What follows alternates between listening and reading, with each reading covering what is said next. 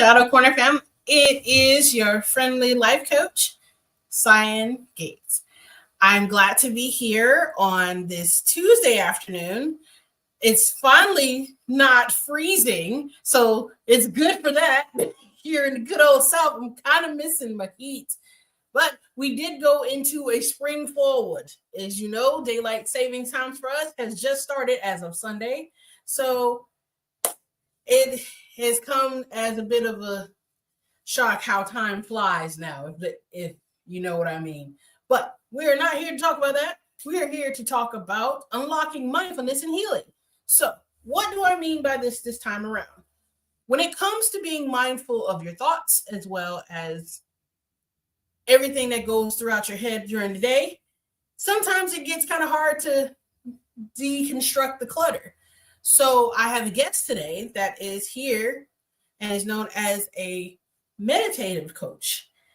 I also put him in the category as a spiritual coach as well, because it takes more than just meditation to get the work done. You have to put the work in and you have to do the time.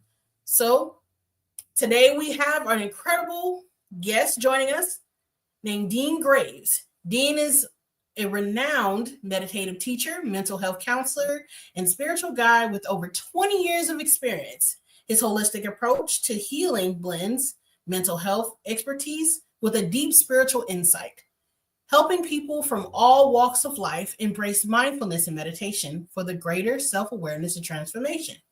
Get ready for a very enlightening conversation as we dive into the power of mindfulness healing for personal growth with Dean Graves. How you doing, Mr. Dean? I'm great, thank you. How are you? I'm good. Good. Delighted to be with you. Great. It is good to be in a good sunny place now.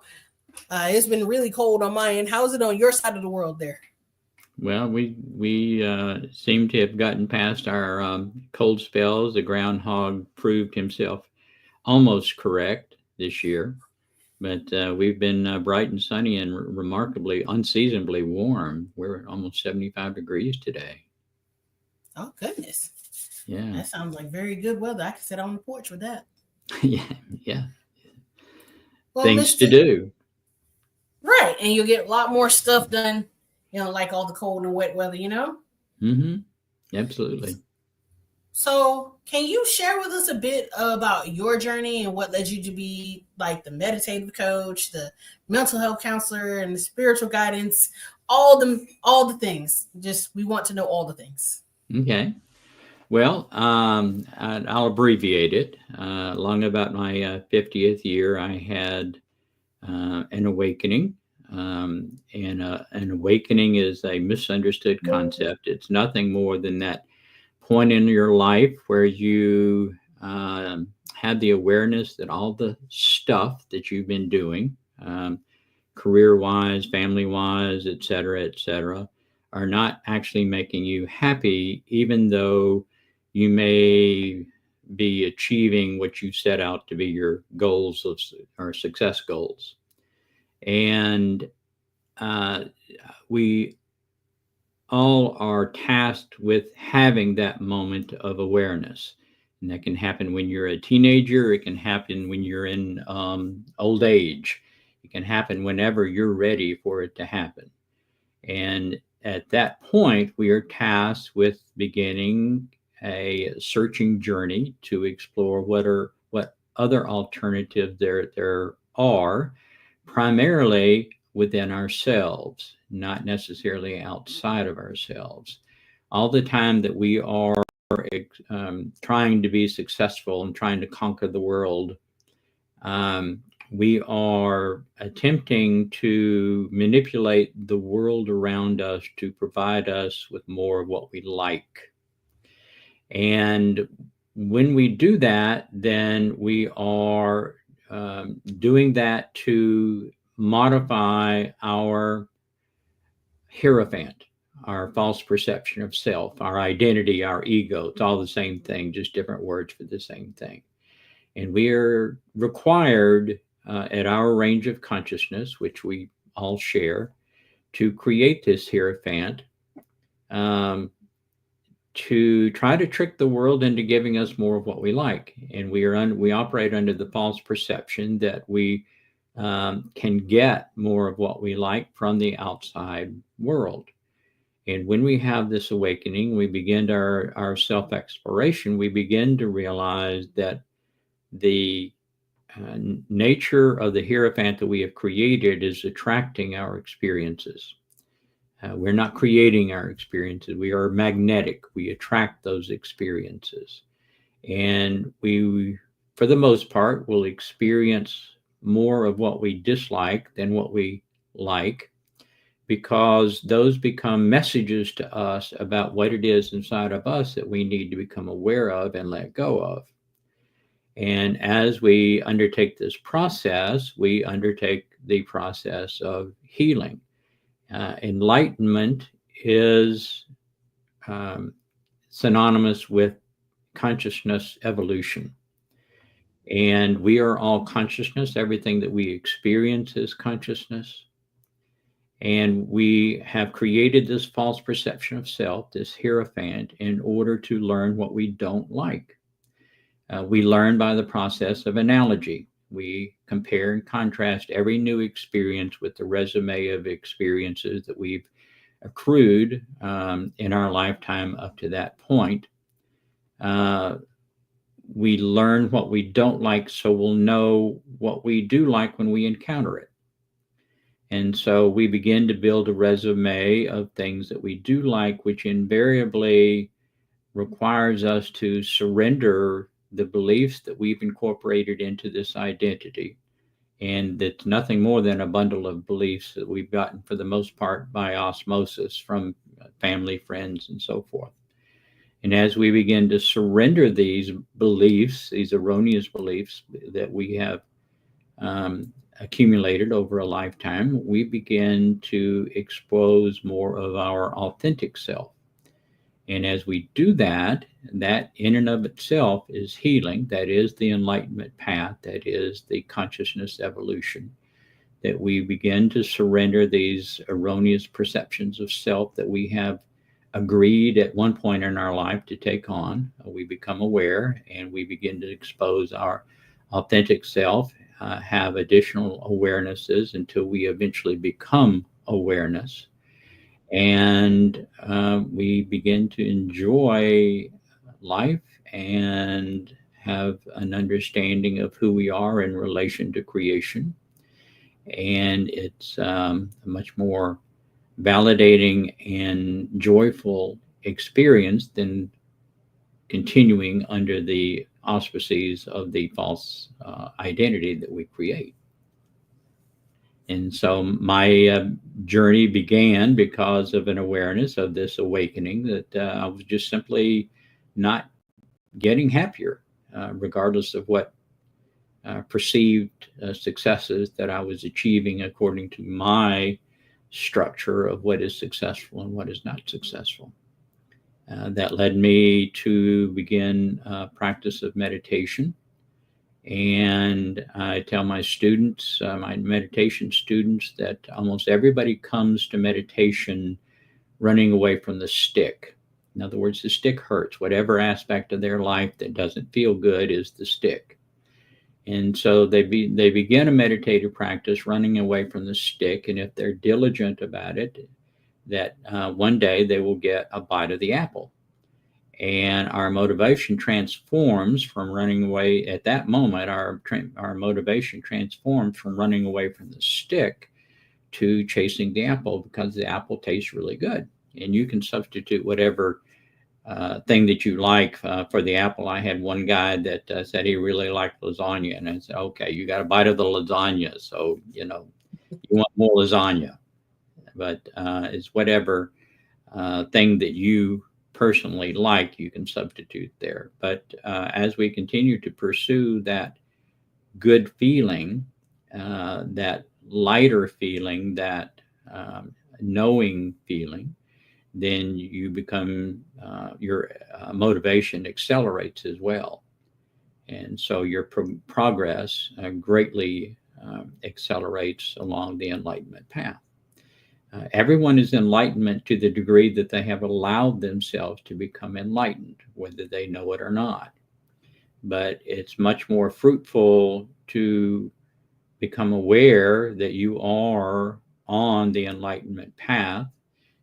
Whenever you experience things that you don't like, that means that you are being provided, or you have continued to attract those experiences that are bringing you a message about some aspect of yourself that you need to become aware of and surrender. Okay. So in today's fast-paced world, what do you see as the biggest barrier for mindfulness and how can people overcome it?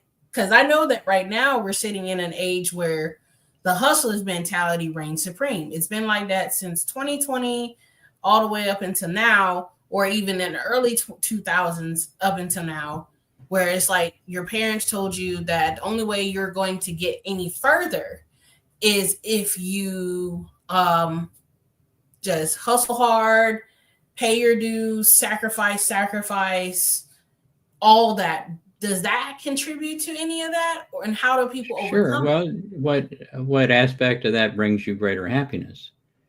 None of it. That doesn't bring you happiness. That's what I was alluding to. You know, you have these preconceived notions of what is success, and then you begin achieving those elements of success, and you one day have that realization that you're living the life of Sisyphus, which was the Greek king that um, angered Zeus, and Zeus compelled him to forever push the stone up the hill, knowing that every night it's going to roll back down, and his next day begins again by pushing the stone up the hill. And that mentality of push, push, push, and um, achieve outside world successes is doing nothing more than pushing that stone up the hill every day, having to repeat that behavior the following day. And that's not a happy existence. It may be fruitful from a financial standpoint, or whatever attributes that you deem to be important, but it doesn't bring you greater happiness. And so it's difficult in this world because we have created numerous erroneous hegemonies that we all perceive are truth. But when we examine them, we become aware that they are not truths, that they're just hegemonies that everyone has agreed should be truths in order to um, live our lives. But it isn't until we become aware and until we have that awakening, we're going to probably participate in those erroneous behaviors and beliefs that keep us locked in the Sisyphusian behavior of pushing that stone up the hill every day. Okay, so what are, I would say, give me three examples you would say to get you past them, or at least like things that you've noticed with your students that a lot of people probably subconsciously don't know about themselves. Well, the enlightenment process, which again is synonymous with consciousness evolution, is essentially a two-step process. While we're living this life where we're pushing the stone up the hill, we're encountering a lot of experiences that we don't like, which simply means that those experiences don't are not in harmony with our hierophant. That challenges the authenticity of our hierophant. So those are messages to us about what we need to become aware of. But we are obligated with every experience to interpret that experience with an emotion. Emotion is a misunderstood concept as well. We have thousands of names that we've given to reactions to experiences that we have classified as emotions. But emotion is nothing more than our decision based upon how the experience feels, whether I like it or I don't like it. That's the only emotion that there is. If I like it, I want more of it. If I don't like it, I don't want more of it. And that determination will progress as we progress. In other words, if you think about an infant or a child, most of their Likes are things that require immediate gratification. And we can stay in that stage of requiring immediate gratification throughout our entire life. And those people that do that, that don't progress beyond that point, often become narcissists, sociopaths, or psychopaths. All that they're doing is seeking immediate gratification for what they perceive to be their needs, and none of it lasts. And so they have to repeat that behavior almost immediately once they finished one experience. But as we mature, as we progress, then we become hopefully more patient because we become more aware. We become more considerate of others and become aware that um, we cannot be made happier by diminishing another person. And that is called the empire, the concept of empire. And the concept of empire is it is a concept that operates under the philosophical belief that I can be enhanced by diminishing you. So as we mature, as we progress through this process, then we begin to become aware that that's not the case, that we are not actually becoming getting more of what we like. We begin to become considerate others, and we begin to become aware of the beliefs that we've incorporated in this false perception of self.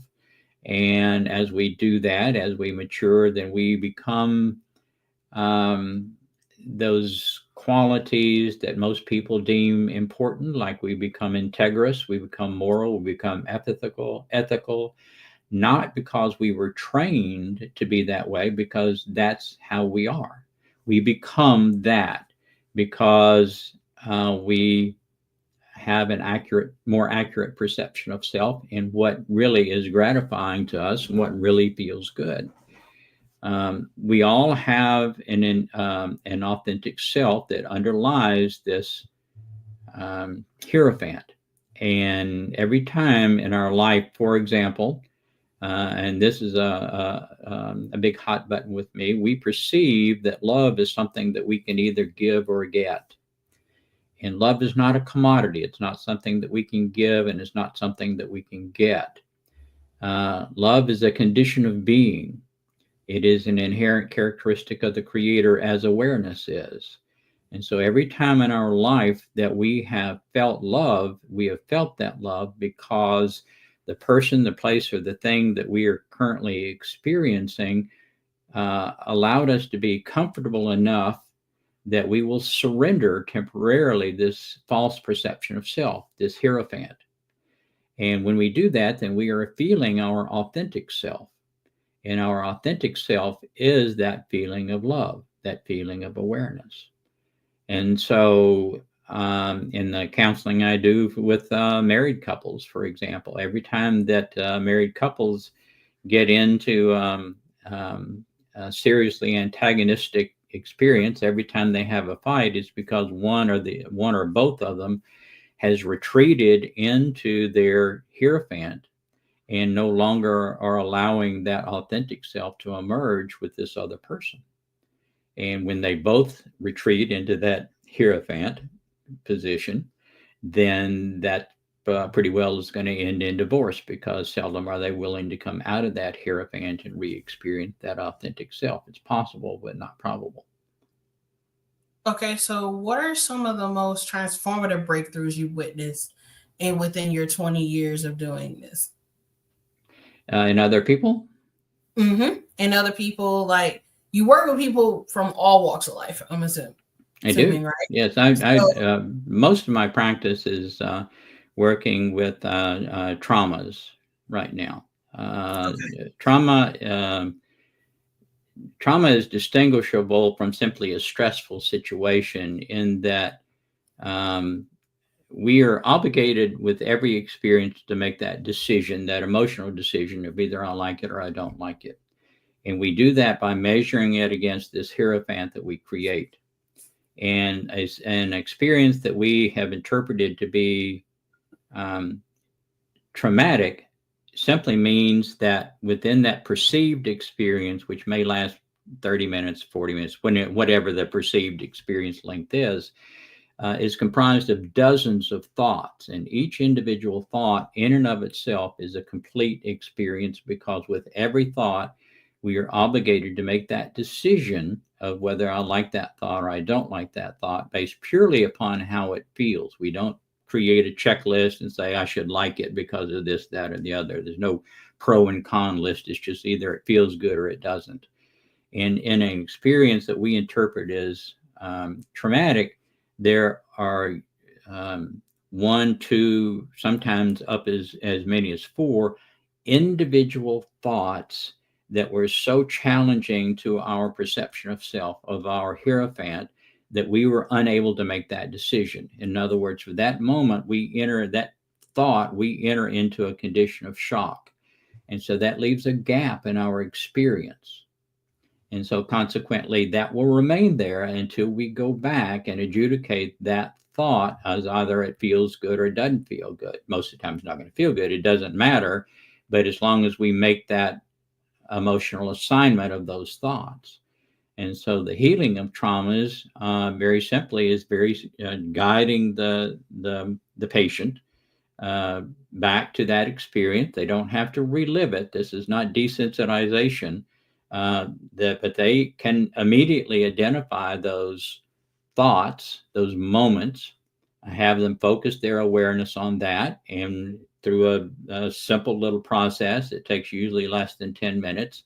They can focus the awareness, make that adjudication of that thought, and the entire experience becomes clear as a traumatic experience. And I work with a lot of veterans, some of which all the way back to Vietnam have had traumatic experiences for 50 years. And they clear immediately, and their whole demeanor, their PTSD begins to heal. Just their whole life is transformed because they're able to adjudicate those few, 1, 2, 3. I've never had anybody with more than 4 minutes, 4 thoughts in a perceived experience that was required to clear. But that is the beginning. Those are the most severe experiences. But all those experiences that we didn't learn the lessons that were brought to us, that didn't feel good, we didn't learn the lesson. They were lessons that were brought to us. We didn't do our homework. And so we get to keep that lesson in the form of emotional baggage. Emotional baggage is the emotion that we have felt but not assigned, not learned the lesson that message brought to us. And so we accumulate this over a period of time. People that experience depression invariably say that depression feels heavy. So you have to ask the question, what could possibly feel heavy? Okay, well, what feels heavy is all this emotional baggage that they have accumulated over a lifetime that is weighing down. It's diverting their vital energy from running their body systems and their mind and so forth. And so as you go through that process and you heal that emotional baggage, then you get lighter, you have more awareness, you have more ability in order to deal with the new experiences that come up. All of the emotional baggage can be cleared, and I speak from personal experience. As you do that, the energy that you have to fuel your awareness to become more aware of the beliefs, the erroneous beliefs that you have incorporated into your hierophant, into your false identity, become apparent to you. So you more easily are able to just simply surrender those. You discover what the problem is, you identify it, and you let it go because it's causing you perpetual stress. And so the healing that is the enlightenment process. And that is the healing process, regardless of whether you experience physical, emotional, or mental conditions that have resulted from either the low energy as a result of the emotional baggage or the beliefs that you've incorporated into your perception of self. As you surrender all of that, mind, body, and spirit heal. And your authentic self begins to emerge. You begin to experience greater joy, greater happiness, because happiness is your natural state. And if you think of it as happiness being the wave that comes in from the ocean and automatically it fills all the little crevices and all the vacant spaces on the shore, as you make spaces on the shore by letting go of this emotional baggage and letting go of the false beliefs, your happiness fills those voids, and that becomes more of who you are because more of your authentic self is revealed. Okay, so walk me through, like, for some person that's completely new to meditation, where do you suggest they start? Um, Or if it's like I'm working with you, where would I start as a newbie? okay, Because well, all I was taught was that meditation was just you close your eyes, you breathe, and well, you the first thing you need to do is make a decision. You need to make a have an awareness and become aware that all the stuff I've been doing isn't working, is not making me happier. Period. That is your commitment. And once you have that commitment, then you need to begin the process. Meditation is ultimately going to be the most um, successful tool that you will have in your quiver. There are processes, many of which I have. The three that I primarily use, I put into two books that people can self apply. Two of them. The third one requires a partner, but it doesn't require a professional. I've written a script that they can follow the script with their co-processor, their co-experiencer, and you can process each other, which my wife and I did to dramatic success, to heal long-standing conditions of being. If you have a long-standing condition of being, for example, that you're just simply not good enough, it's an underlying belief that directs it, already predisposes you to every new experience to assume that you're not going to be good enough, regardless of what act that you may put up. Um, and it helps you find and heal these long-standing conditions. It heals the emotional baggage dramatically, quickly. As you do that, your awareness will escalate and your capacity to sit in meditation will greatly accelerate too. It requires more energy to sit in stillness than it does to be active, which is contrary to what our logic would tell us. But it is proven true over and over and over and over again. The more energy you have, the more controlled and able that you are to control your mind, to control these attraction of thoughts, to become aware of those attraction of thoughts and dismiss those that you don't like, that you don't want, and your body heals accordingly. So okay, the first step is that decision. You're going to assume responsibility for your healing. okay, okay. So, and so I know you said you've been doing this for 20 years. Yeah, about 25. I need to update that. Okay, you've been five doing this. years just 5 years just passes before you know it.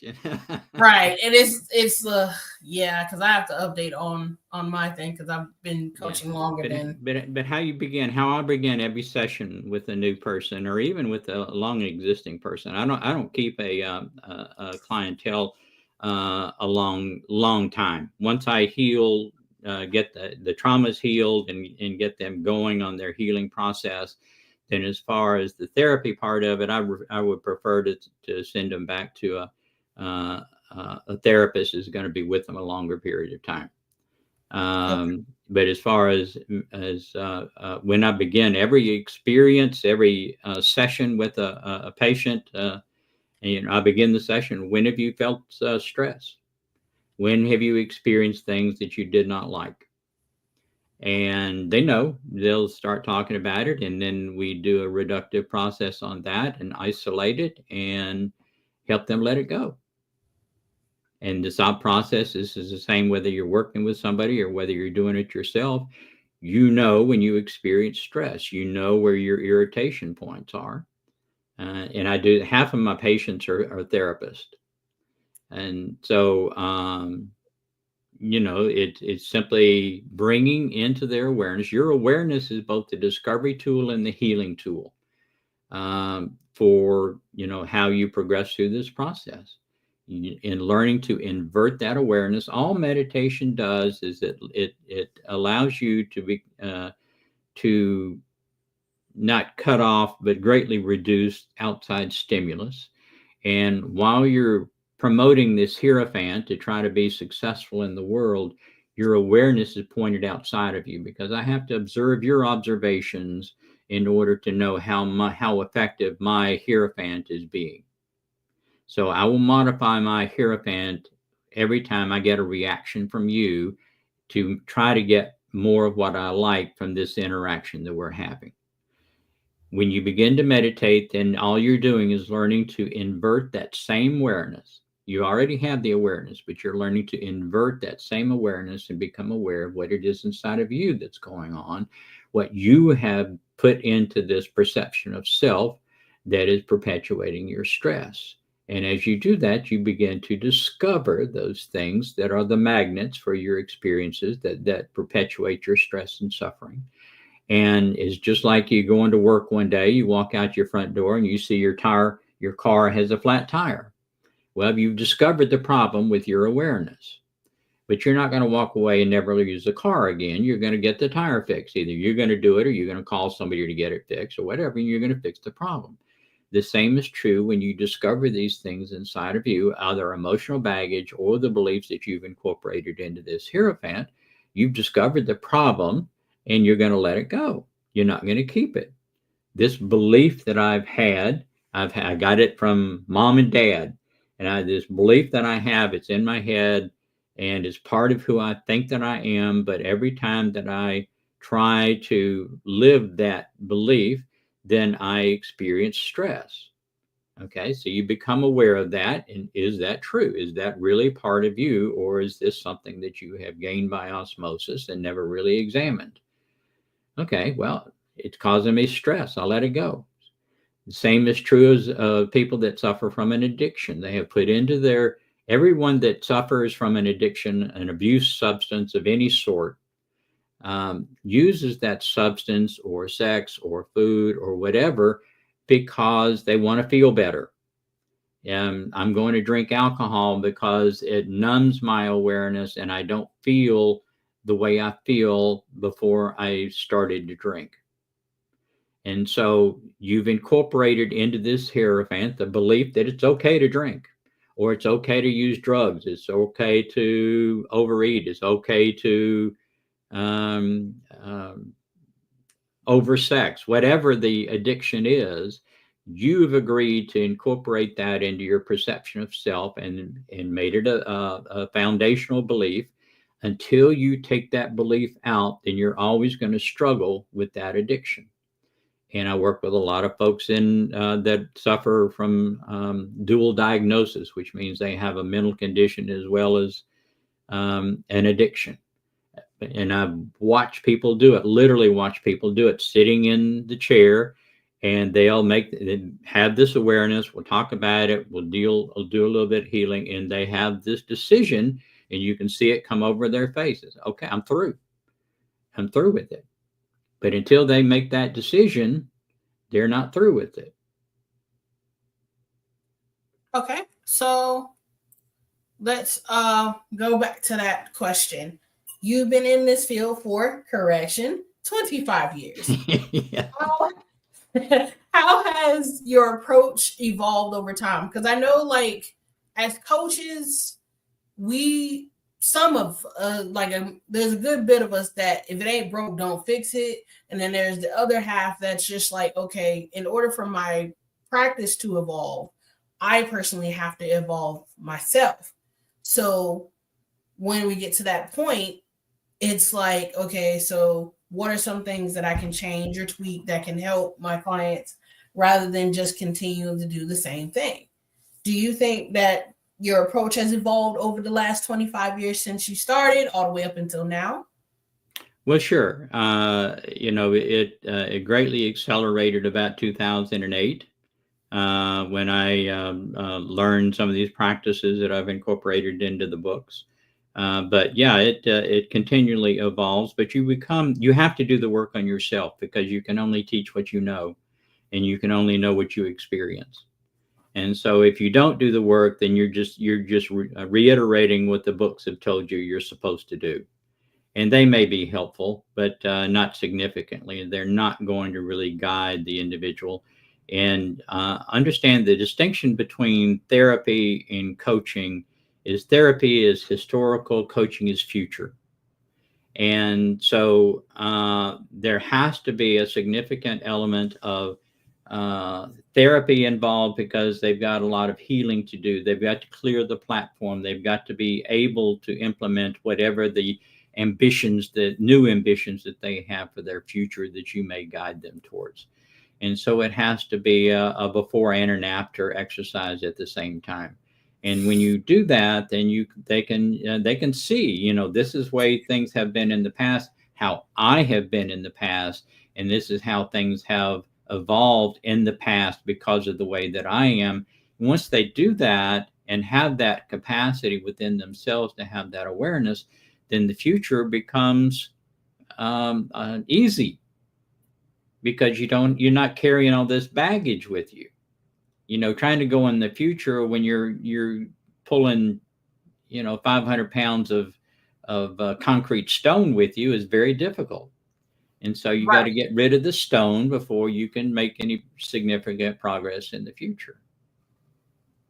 Because you don't want like the ball and chain perspective where it's like you have to do this because of that. You don't have to. Okay. So in other words, you don't want, and this is for like all my listeners that's trying to get the concept, and I got you. When it comes down to you, you're gonna have to make a decision of whether or not to carry the ball and chain or let the release yourself from it. It's not Because really there's an so option. It's not really an yeah, option. You've got to get rid of the ball and chain, the big ball of concrete. You've got to get rid of it because that's all of your vital energy. That's all of the baggage, the emotional baggage of the lessons that you did not learn that were brought to you to allow you to become aware of what it is about you that you need to heal anyway. And so you can't keep that. You can't just put it into a closet and pretend like it's not there because yeah. it's you. It's part of you. You're carrying that. So can this the process also help those that have anxiety, depression, or emotional healing? Well, Because those are all psychiatric diagnosis. right, All those are a result of inadequate energy, which is a result of the emotional baggage that you're carrying. People, for the most part, can heal that. They can heal the depression. Heals. I had one experience of a woman that she had been depressed for 30 years and she'd been to all of these depression retreats for $10,000, $15,000 for a week, and we're going to heal your depression and all of this stuff. She'd spent thousands of dollars over the years trying to get over this depression, and she made the decision one day that I'm through with it, that I'm no longer going to be depressed. And she let all of this emotional baggage go. And it was cumulative. I mean, it happened at one time, but that was the break point when mm-hmm. she just decided I'm through with that. And she was no longer depressed. And that I've only had one person do that. Usually it's a much more incremental process. It's absolutely permissible, excuse me, to put all of this emotional baggage at one time, but in that are all your life lessons that you didn't learn. So it's very, very, very, very difficult to do. You can't just become a new person and leave the old you outside the door and walk through the door and be a new person. Most people can't. You need to learn the lessons that were brought to you with those life experiences. And you do that incrementally. But when you do that, the process accelerates because every time you let one go, that ball of concrete gets lighter and you have more energy to do the next. And so it's like pushing a car from a dead stop. It's very difficult to get it going, but once you get it going, it's got momentum. And once you get momentum, then your healing greatly accelerates because you're liberating more energy to do more work. And I'm glad you said that because, like, in one episode that I was talking about in the first season, I would say to them, it was like, you have to honor the person that you were in order to get to the next person that you're becoming. And a lot of people don't look at it like that. They're just like, oh, I have to let this person die. Like, no, you still carry them with you. It's just not like a ball and chain situation anymore. You actually love that person that you were, and you've learned everything that you learned from that person specifically, because that was from a period of time of you as a person that you didn't know any better. And then if you did know better, you were just being optimally ignorant on your own terms until you could actually wake up and say, hey, okay, this is not working. So I'm just going to go ahead and just run with this until I can get my stuff together. Well, if you can run carrying a 300-pound ball of concrete, more power to you. But if Right. you know, but it doesn't usually work that way. Right. But yes, all those, if you understand that all those experiences that created the ball and change, or the ball of concrete, were lessons to you about you, of things that you needed to learn. And so it's just like when you were in school and you got a homework assignment. Just because you didn't do the homework doesn't mean the homework's still not due. It just means you didn't do it. And if you imagine that you don't do your homework for 30 days, and every homework assignment had a textbook assignment, and you had to carry a textbook with you for every homework assignment until you do the homework, and then you put the textbook down and never use it again, never have to carry it again. But if you do that for 30 days and don't do your homework, that's a lot of weight that you're carrying in textbooks. So do your homework, put the textbook down, learn the lesson, and go on to the next one. Put it down, learn the lesson, go on to the next one, until you put all your textbooks down, because you've learned the life lessons that were brought to you through your experiences. Okay. So for today, what, even from this point forward, if you're talking to someone that feels disconnected to themselves, what's one small thing? I know you said repeatedly that you have to choose. There's no if, ands, or but. You have to choose to want it and need it. What's one small thing, powerful step that they can take today? One thing that they can do today is make that decision that I'm going to heal. I'm going to do what I need to do to learn how to point that awareness inside and become aware. And it's fear is the only reason that we don't do that, because ignorance and fear. We don't know that we have to point the awareness inside. Right. That's number one. But number two, we fear doing that examination because this hierophant is who we think we are. And if I'm not who I think I am, then it's very fearful to think, who the hell am I? And so we anticipate that there's going to be a void. But there's never a void, because the authentic you that is without all of this stress and suffering and ill feelings is already there. The authentic you is like gold that you've buried in the ground, and you've piled some dirt on it, but you piled a whole bunch of trash on top of it. And you want to get to the gold. So you got to remove the trash and do a little digging in order to get the gold out. And it's you. You're there. All right. I love that one. I'm gonna have to take that one from you, Dean, because that's good. I love that. Okay, so where can people find you and learn more about your work? And if you have any upcoming projects or anything, how can they be in touch with you? Well, I have everything connected on my website. It's the initial D, Dean Graves, all one word, .org. And they can make appointments with me if they need to in order to heal traumas. I can do it remotely. I've done it in Israel and Southeast Asia. I've done it all over the world, remotely. My books are there. I have 4 books that I've written, 2 of which have these exercises that I use in my daily practice that you can self-apply. They're referenced on there. A lot of information about consciousness and who we are and our purpose in life and all that sort of stuff are included in the book. I have 2 podcasts that I maintain, and those are linked on the website also. Okay. Well, thank you so much for spending time with us and giving us your pearls of 25 years of wisdom. And thank you so much for being you and being conscious. We Well, really thank appreciate you. it. Thank you for having me. It's been a delight, and you're a delight to chat with. I try. I And appreciate and rate the praise. I do. I've worked hard on this person that I am. And it shows, and I appreciate what you're doing for your audience. I think it's wonderful.